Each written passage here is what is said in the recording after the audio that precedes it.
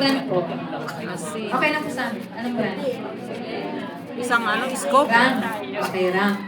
Okay, so, kung compare po sa ID Working Standard Solution kesa sa solution, ito, mas matagal itong panawin. Mas matagal itong matunaw. So, invert po tayo. Takpan po siya. Nilagyan ng distel. Tapos, ang pagkakahawak is, hawak dito, tapos may isang daliri. Yan. Yan. Tandaan po, bawal po yung mas mabagal pa po. 5 ml. Bakit po mas mabagal? Para makita po baka kakaganyan nyo, tapos na po palang matunaw. Hindi na natin na monitor kung tapos na siyang natunaw. Water pala yung distel. Oh, may crystal pa, so hindi pa siya okay. Ano na yun? Na shake and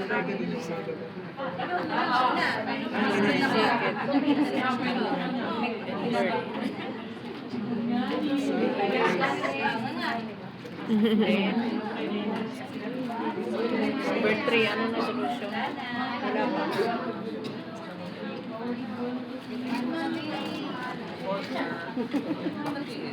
Okay, so... Sige po, ako mag-check kung okay na. Ganyan pa, sure na. Final answer. Wala na, very good. So, sunod naman po, iniwari-walay ko na po para hindi tayo magkalituhan. Sunod po is ano pong next step? Solution A. So, hindi na po natin ginamit yung iodine working kasi para lang po ito sa calibration. Kailan po magka-calibrate? Kada gamit sa isang araw. So, pagka calibrate nyo ng isang araw, okay na yun. Tapos the next day, calibrate ulit bago mag-start ng salt test. Yes. Yes. Oh, yun gagamitin. So, 2 ml dito po. Tapos tanggalin po muna yung takip ba? Kasi dalawa lang po ang kamay natin. 4.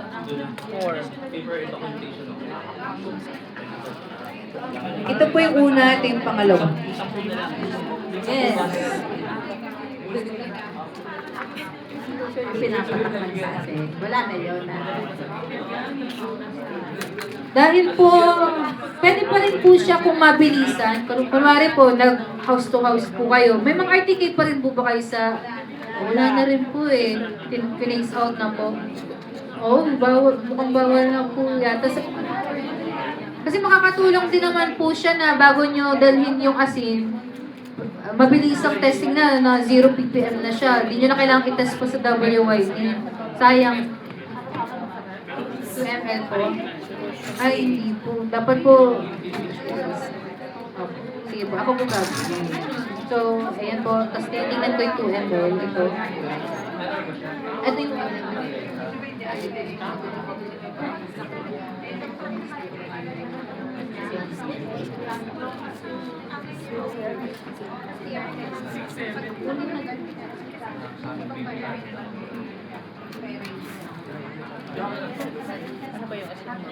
nire-release nyo po ma'am bago nyo po makita kung 2 ml siya.